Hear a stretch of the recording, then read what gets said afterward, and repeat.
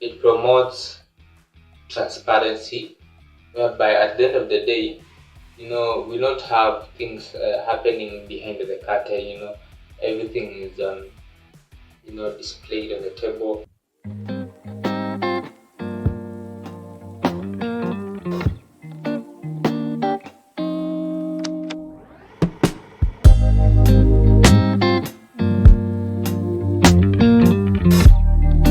Hello guys, welcome to our channel.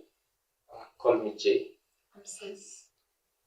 So, have you ever been in a situation whereby you feel like I'm in this relationship with somebody, but I feel like I should explore. I feel like I should explore, or maybe bring in somebody.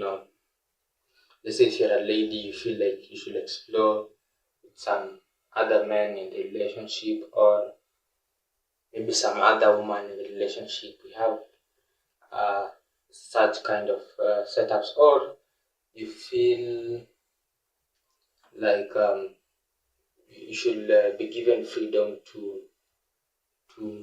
explore, and not necessarily be tied to the traditional way of having a relationship. So this now is what we're going to talk about. We're going to be precisely talking about the rise of polyamory and open relationships. So before we dive in, I want us to start from a level ground, whereby I'll explain what polyamory is, maybe for uh, maybe a member of our audience who could not be knowing. So polyamory is the practice of engaging in multiple romantic or intimate relationships with the knowledge of the other person, and with the knowledge and their consent. So it's a consensual thing. So you can decide, for example, let's say a man and a woman decide that the woman will bring um, another chick, then the man will bring another guy, or the man brings another chick, and the woman also brings another chick in the relationship, just to spice up things and explore their intimacy, explore their sexuality, and all that. Then we also have open relationship. So an open relationship is a setup whereby a man and a woman are dating, but they have made it crystal clear to each other that you're not confined to me. You can, be intimate with any other person. You can have fun with any other person. Yeah, so you're not confined in one place.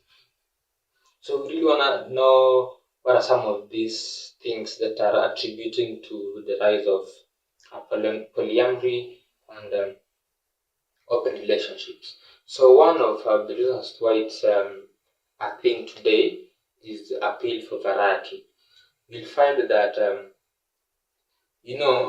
human beings have limitations. So let me say, for example, a woman, she'd be like, maybe I have this kind of guy. Maybe he has a good job and so on, but he's always busy. Let's say he's always in and out of the country. So this one can decide, because maybe he's getting the financial provision from this man, but he may not necessarily get the attention or the physical intimacy and so on from this person. So this woman can decide to sit down with the partner and be like, why don't you introduce another person who will cater for my other needs? Because a human being has several needs. So, like for example, a woman, she needs attention. She needs attention. She needs you know, care. She needs maybe affirmation, physical touch. I don't know what are some of the other needs of a woman. Drinking attention. Yeah, so those are some of the needs. So you may find that we also have things like intellectual needs, so in an event that this guy is away, so you'll find that she can decide to come clear and tell the partner, now that you're away, why can't we allow somebody else to come in? And the other partner can also be like, now that I'm always away, let's say I'm in another country, why can't I maybe have somebody else in that another country who can also cater for my needs? So they come clean and put things on the table and say, this is what I want and this is what I want, and they agree. So they need the appeal for variety and so on. So it could also not be a shortcoming, it could be just that they want to test something else, they want a different flavor of things. So appeal for variety is an issue that may make people to go for polyamory or open relationships. Another thing is fluidity of modern relationship. By fluidity, I'm talking about flexibility, whereby in this day and age, people have decided to be open-minded. They don't want to play by the book. They don't want to do things the way the society dictates. So they decide that we can do things our own way. We must not necessarily be monogamous. We can decide to just do things the way we feel. So there's sort of fluidity in the sense that people are flexible to do what they want. They have not been restricted. There's no law that states that you should be monogamous. So they are free. So they can do whatever they want. So that makes also possible for people to be in open relationship. Maybe in the first and the second point, do you think the two could apply in short distance relationships? Short distance? Yeah, it's also possible. So for short distance, it could be an issue to deal with appeal for variety, whereby somebody is used to this one person, but maybe they've spotted somebody who offers something different or can bring in something new in the relationship. So this person sits the other partner down and they talk. They're like, this guy is this and this, or this chick or this woman, she's this and this. So we can at least integrate her into a relationship and have something fun, we can explore and at least get to see how things can be. Is it the same as maybe having sugar money and maybe telling your girl about it? Yeah, it's also possible, because now, let's say for example, if now the sugar mommy or cougar is catering, let's say, for financial needs, or some guys will tell you the sugar mommy performs better in bed and so on. So that also can be a reason. There's that appeal. Somebody could be like, okay, there's this. Let me give an instance of, let's say, a 22-year-old boy, young man, not boy, young man. It's like, okay, this chick I have, but I want to experience something different. I want to see what maybe what it would feel like. Also being in a relationship with somebody way older than me. Yeah, so they want to get at least variety and just explore. I think I've answered your question, right? Yes. Yeah. So another issue is influence from social media and media personalities. So you'll find that some of these celebrities, during some, let's say, interviews, they come clean and say, I'm in this kind of open relationship and so on. So you find that at the end of the day, some of their fans will be influenced. They'll be like, I'm a big fan of this person, so why can't I also try, what they do? Why can't I also try an open relationship and just experience what they experience? So the online, the online space and celebrities also act as a catalyst towards all this. Another issue is change of definition of love. People have decided to redefine love, because at the end of the day, I think it's very okay. Most people try to take love as it's the way it's defined by the society, but it's very intentional. It's very proper for people to define love their own way. So we have people who are defining love their own way, and they're like, it's not a must for us to be monogamous. Love must not necessarily be monogamous. So for them, they're like, yes, if that's the case, then we are good to explore. We are good to try out. We are good to try out other things. Yeah. Another issue is cultural acceptance of diverse lifestyle. Um, in this case, you'll find that back in the days, not so many people were educated. So right now, so many people are educated. They know how to respect boundaries. They know that people have to live. People have to be the way they are. People need to be given their own space to make their own decisions and so on. So you find that bit by bit, the society has adjusted. The days whereby people are forgetting this word, stereotyped, yes, yeah, or stereotyped about mm, aspects of relationship are fading away day in day out. So you find that also culturally, people are interpreting things like open relationships and polyamory, because at the end of the day, we can. It's just about us to decide. Because back in the days, you'll find that people used to practice polygamy. Then all of a sudden, people changed to monogamy. So you'll find it's all about the society choosing to adjust to what people want. So right now the new trend is polyamory and open relationship. So with this, each generation comes with its own trend. So you'll find that with the Gen Zs and millennials, they'll be like, it's okay for us to, practice, uh, polyamory. Yeah. So each generation comes with its own trends and all that. So you find that at the end of the day, people are like, okay, uh, you do your thing, you live your life, let me live my life. Yeah. Do you want to say something? You mentioned about having different definitions of love. Mm-hmm. Maybe I could say, Mm-hmm. in short, it's just allowing your person to be happy and maybe reach out to what they feel like they can access out there in the society. Mm-hmm. I mean, there is some point I had a friend telling me about something. It was that they cannot limit their girlfriends or boyfriends from doing what they want. I mean, if you get someone better, you can still stay with me, and you can be checking on them or maybe be in a relationship with them. I think this could also reduce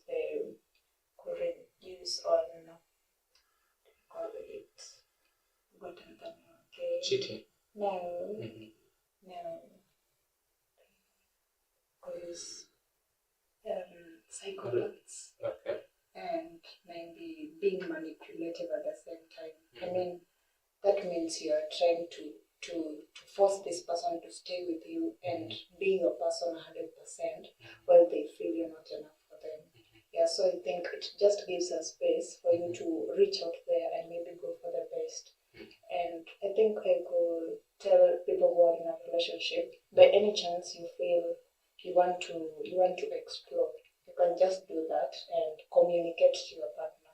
There is freedom and you can just talk it out.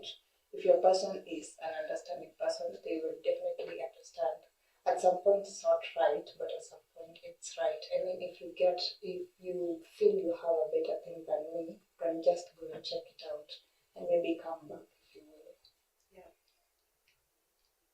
So when when the other person, when now they'll go, do you expect them to come back, and what is your stand in this?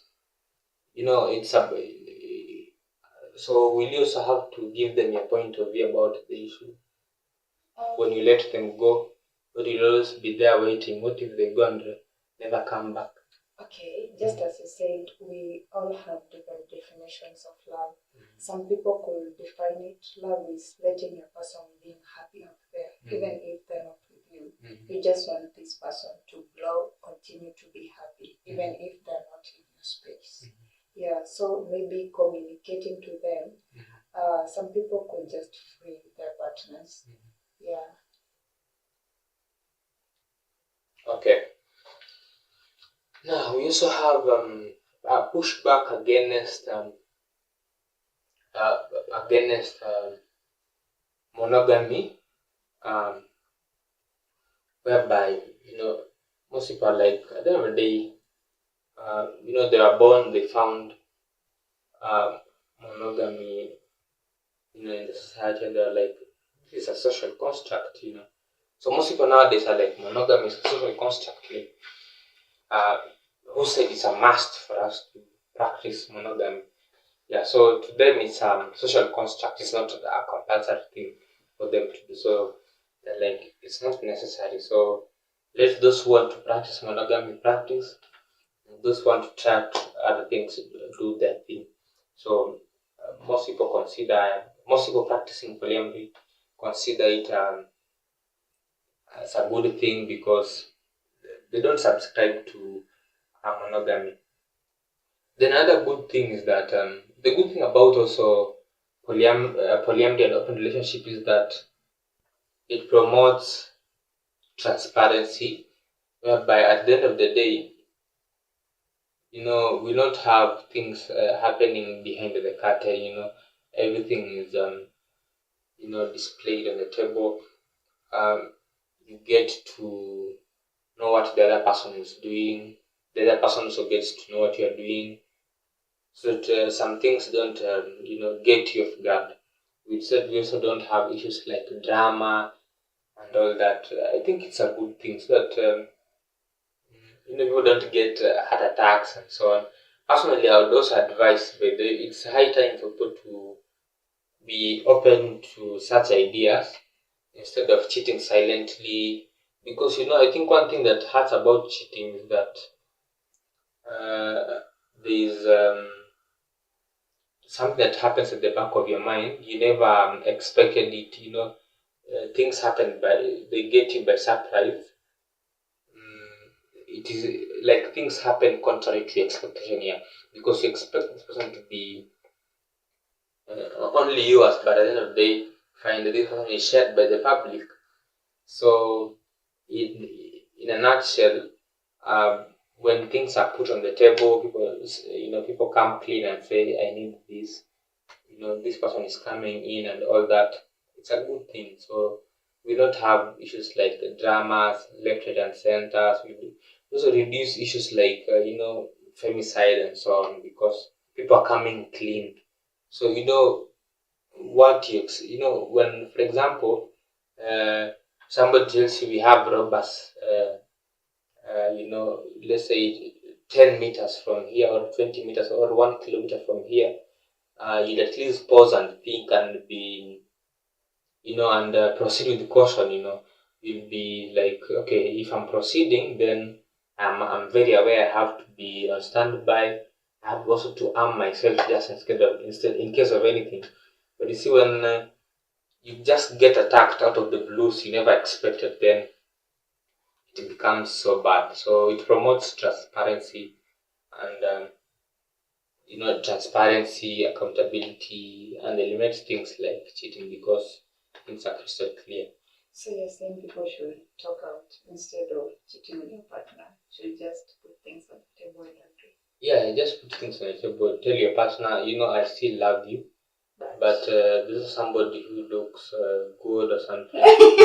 Yeah, truth be told, by the one thing I'll tell you, one thing most people in marriage don't say is that despite the fact that they are married to somebody, attraction never ceases. Despite the fact that you have a husband or a wife, you'll walk somewhere and you'll see this nice looking young man or nice looking young lady, and you'll be attracted. because there's no, like, you just chose, you said like, okay, let me just get married to this person. You intentionally chose, but that does not mean that that particular person is superhuman, is so special that somebody else can also not be attractive to your eyes besides that person. So it it's like, it's just crystal clear that you can also be with a partner and also get attracted to the other person. So it's good for people to just come clean and talk about things like, being attracted to another person. And if you feel like your partner is open-minded and will be okay with such an idea, then it's good to come clean and just tell them, I get attracted to this person. So do you think you can incorporate them in our thing? If they're like, yeah, then you go ahead with it. So I think I've answered the question. Yeah, but I think this could only work when maybe the relationship is new at the introductory part of it, of either marriage or a relationship. Because I think you suggesting to your partner after maybe 4 or 5 years of together in school, piss them off, or maybe sometimes we try to protect emotions of people we love most. So I might fear to tell you I'm that with someone else. I think this could affect you when the relationship is still at the early stage. Okay, I'll say it can be effective either way, both the early phases and the older phases, because you'll find that especially people in marriage, things are very cozy, you say, for the first few months. But once you start learning the true colors of somebody, at some point, people get fed up. They're like, oh, I never expected this, or I never expected this maybe man to be very silly, or maybe you thought this man was brilliant, but he's not brilliant the way you thought, or this woman is brilliant, and so on. So in some way, because let me tell you, when people are there, especially the first stages, people present their perfect self, and that's why somebody may not fart in the presence of the other in the initial phases. But 2 years into the relationship, somebody is already comfortable. You can do anything. You can just fart before you, and in your presence, they'll be like, okay, So once you get to know the true colors of somebody, sometimes the intense feelings go down to some extent. So things happen. So at the end of the day, you can be like, this quality in this person I expected, but it's not in him. But at least we can put this on the table, then we can bring in. For example, we have an issue, this issue of, for example, women. Women will be in marriages, and they're like, maybe my husband is not very good in bed, but I had this ex who was very good in bed. So they can be like, you know, this woman can decide to come clean and tell the husband, you're such a gentleman, you're very good, but you're not so good in bed. But there's this ex of mine who was very good, so we can then bring him in the mix. The man, if the man is okay with that, it'll be okay. So the man will also bring something on the table. Maybe I also had this ex of mine, she was good at this, but you're not so good at this. I can also loop her in, and that's how things graduate from monogamous to, polyamorous, and also at the end of the day, things become open. Yeah. Also, another catalyst of our subject matter is the idea of dating apps. The dating apps are, uh, giving people that platform to, connect with other people. For example, if you have a partner, maybe you don't share hobbies. And let me maybe clarify things better. For polyamory, it's not necessarily about sex. It can also be just general intimacy, friendship and all that. So it's not purely about sex. There are so many aspects. can just have somebody because of just the intellectual capabilities. So you can go, for example, to dating apps, and when you're setting up your dating app profile, you normally indicate your hobbies, maybe things you're good at. So uh, dating apps have algorithms that pair people. So let's say suppose somebody in a relationship identifies somebody that is of good vibe, maybe is also a good person. You can use that opportunity to connect with them. Then after they connect, this person lets the other partner know that this person I've met on this dating platform, they are good. I think we can bring them in our relationship. Yeah, so dating apps also are playing a role in all this. Then you also have the idea of feminism and equality, whereby, back in the days, polygamy was practiced by men, but women were always just there. But you find nowadays the voices of women, the rights of women have been championed for. So you find that there's that equality aspect. So some women will be like, if men can be polygamous, then also I can also be, polygamous as a woman. So I can also have multiple men. So in such a scenario, this woman will tell the man that uh, I need somebody else to come in our mix, and the man also, men are naturally polygamous. So for men, like, okay, you want somebody else, I'll also bring somebody else, and so at the end of the day, I think it becomes polyamorous. So which makes sense. Yeah. So feminism has also played a role. In connection to that, there's also issues to do with the rise of LGBTQ and the visibility, whereby, like, there are these stories untold.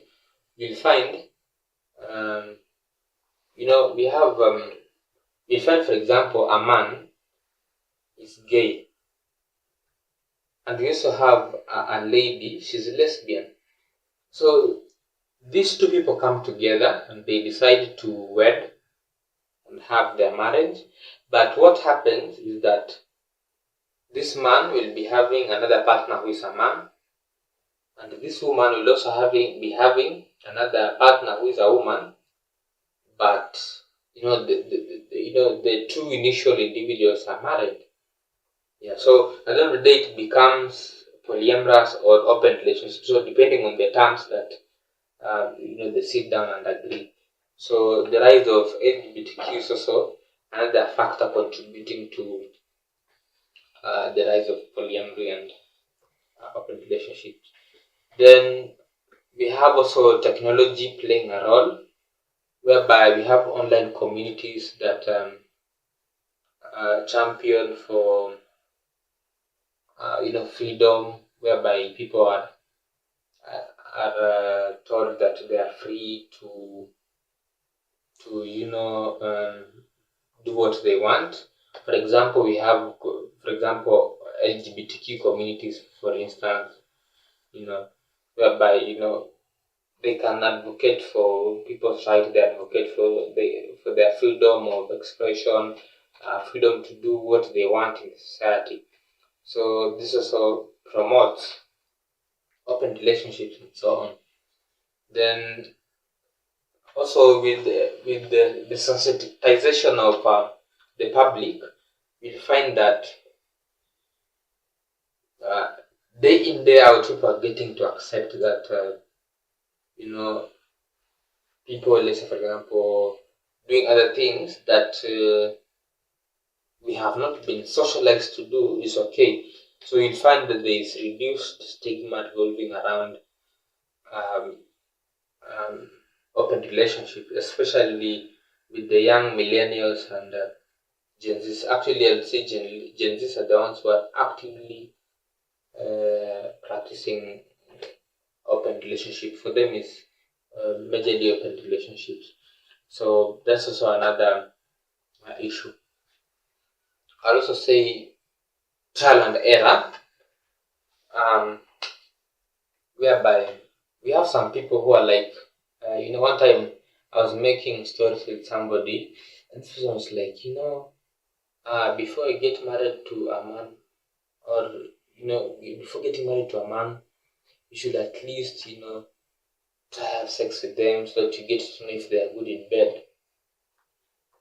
And I also heard of something that some people also prefer. Like, for example, we have this marriages whereby somebody will tell you, before we get married, I want you to maybe get pregnant for me and so on.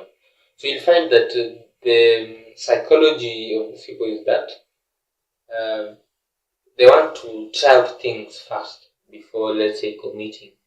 So you'll find that they don't want the pressure of marriage and all that. They want first to try things out, and they want to engage trial and error, because one thing, it's as much as we say that I've met my soulmate and so on, also to some extent marriage and relationships are also about trial and error, because people don't come with the tags, that I'm this person, I'm this person, I'm this person, I'm this person, and we don't have machines that can be used to get to know if people are compatible. So at the end of the day, the aspect of trial and error also makes sense, because they want to try out things and see if they can work. They want to try. Let's say, for example, a couple can decide, before we decide to get married, let us try and explore some aspects about ourselves. So you get another partner outside, they explore. This one gets the other partner. Then once they're done exploring, then they'll be okay. They'll be good, for example, to settle down. Some people also have issues like the idea of hopeless. They believe that human beings have that hopeless. So some will be like, before we decide, let's say maybe to be monogamous or something, let us first explore, and by the time you're getting into this serious marriage, we're not affected by that thing called hopeless. Hopeless is that place whereby people want to explore their sexuality with the different partners. Women want to experience different sizes, different lengths, different girths. Men want to experience different grips and so on. So they decide to, do trial and error. They want to experience that by the time they're settling with this person, they don't feel like maybe they made a mistake or something. They have at least tested everything, and they know, okay, this and this happens and so on. So some people prefer also to do the trial and error thing. Yeah. So which is okay depending on what you believe in. Some people will be like, it's not okay to do trial and error. Some people will be like, oh no, you can do. So depending on your value system, and how you've been brought up, it is okay. Then also open relationships act as a potential for deeper self-awareness, whereby once these people explore different things with the different people, they get to understand that if this and this happens in my life, maybe I'll not be happy, or if somebody does this to me, I'll not be happy, and if somebody does this to me, I'll be happy. If maybe somebody treats me this way, I'll feel very satisfied. If somebody maybe does not do this to me, I'll not be very satisfied. And I think also it plays a key role, especially in women, matter sex and sexuality, because for women, sex is most women don't know about sexual satisfaction. simply because they have never experienced. So someone will be like, personally, I don't know. There's something called orgasm. They'll be like, okay, this orgasm, but I've never experienced. And they'll be like, I would wish to experience it so that I get to know what is expected of the other person for them to make me orgasm. People have different, sexual appeals and all that. So they'll take this as an initiative for them to get to understand their bodies more, get to understand what will make them, get satisfied. So at the end of the day, it fosters, deeper self-awareness, so that you get to understand yourself well, and it makes sense a great deal, because there's some things in life you can never know about yourself until you experience. You may never know that if somebody says this thing to me, it can really piss me off, or if somebody does this to me, it can really make me feel satisfied. So I think also open relationships and polyamory give people an avenue to get to, just know themselves in details. So which is a good thing. But also, at the end of the day, this thing that says fire is a good servant but a bad master. Everything in this world has good sides and bad sides. So however much we're talking about the good things that come with polyamory and open relationships, but we also have some shortcomings of the same. One being jealousy. So, for example, you can find, let me give an instance. For example, let's say a woman feels that maybe this man makes me maybe more satisfied, he gives me more attention. So, you may find that the attention that she was giving to the initial man is not the same as the one she's giving to the new person in the game. So you'll find that at the end of the day, the other man may feel jealous, or if let's say for the man, if let's say this woman is doing some things, maybe this woman is stimulating this man intellectually more than the partner he had initially. So this man may tend to give this woman more attention, let's say more money and so on, depending on the relationship dynamics. So you'll find that at the end of the day, jealousy will come in. Somebody will start feeling like, or seeing that, there is unfairness. So at the end of the day, for you to engage in such a relationship, then it calls for intentionality, it calls for emotional maturity, whereby you'll be able to process things and understand. You'll be able to take time and think. You'll be able to ask yourself, okay, before you, let's say, confront somebody, you're able to ask, okay, what could be the reason as to why this person is acting this way? So you'll be able to take time, and you'll be in a position of composure. You'll just sit down and think. And if at all maybe you think that you cannot handle that, because of maturity, you call the other person and talk to them and tell them, there's this feeling I'm having. This, then they can clarify. And if at all maybe they've not been doing things right, then they can rectify so that you can have a conducive, open relationship. So we also have another challenge being legal and social barriers, whereby we've not had legal structures that revolve around polyamory and open relationships.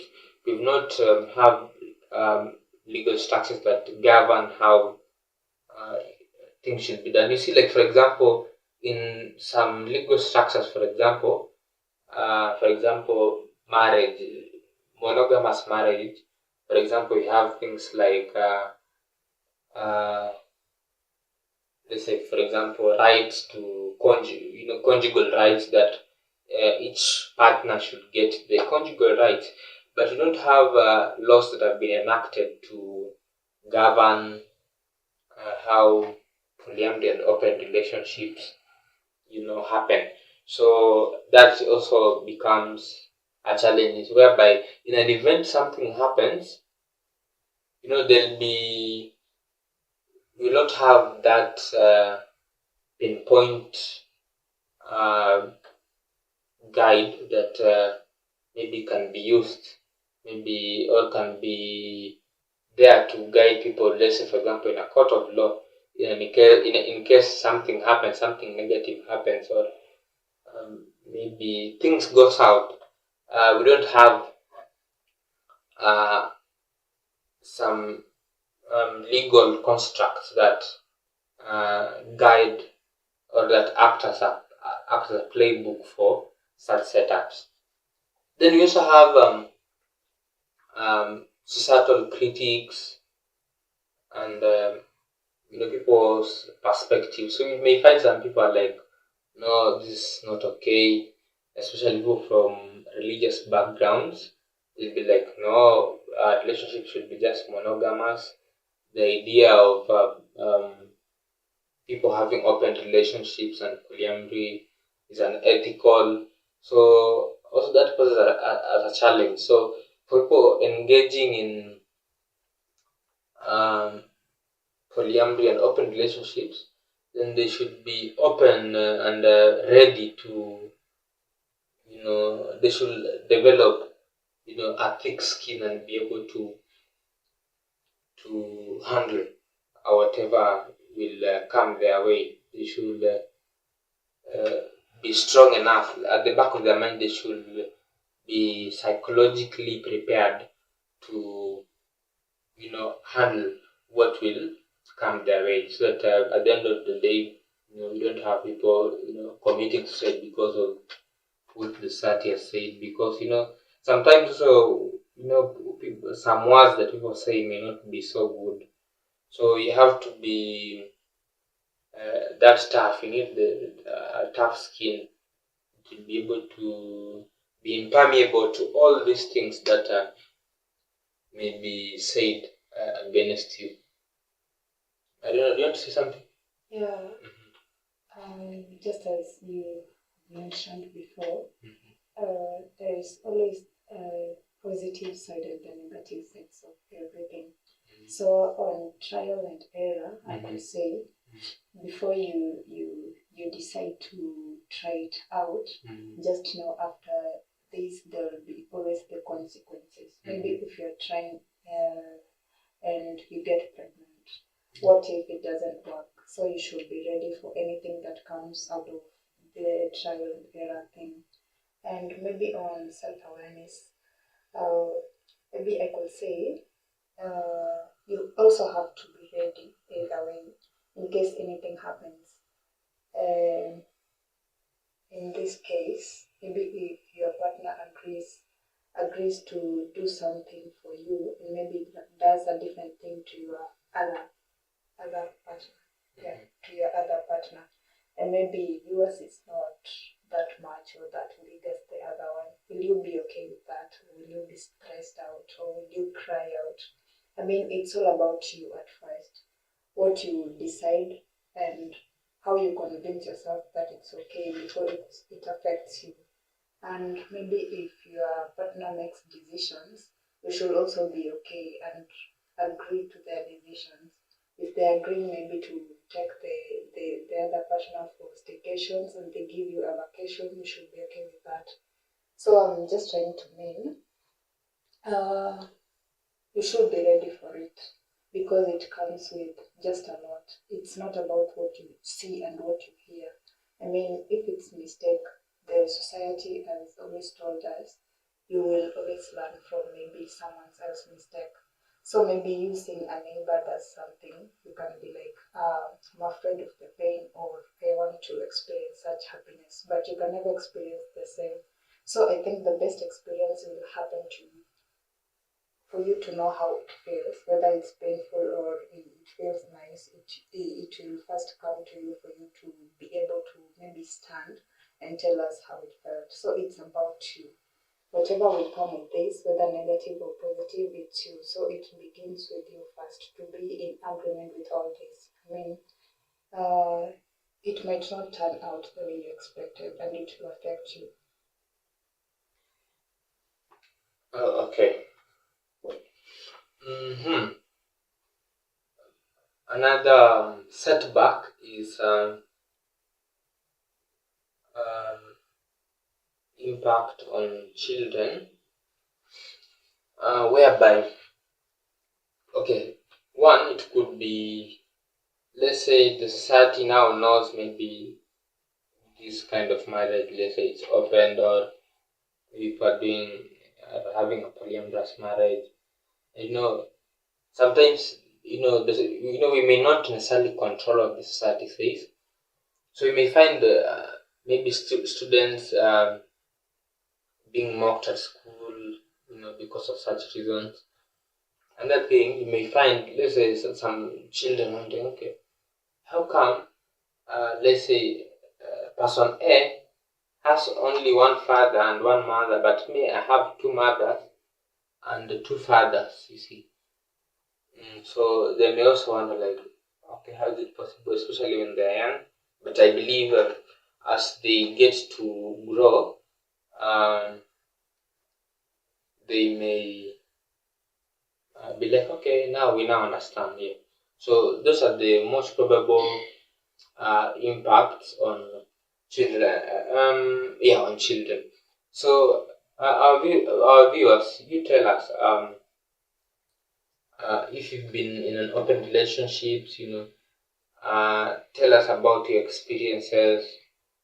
Tell us about the good aspects. Tell us about the downsides.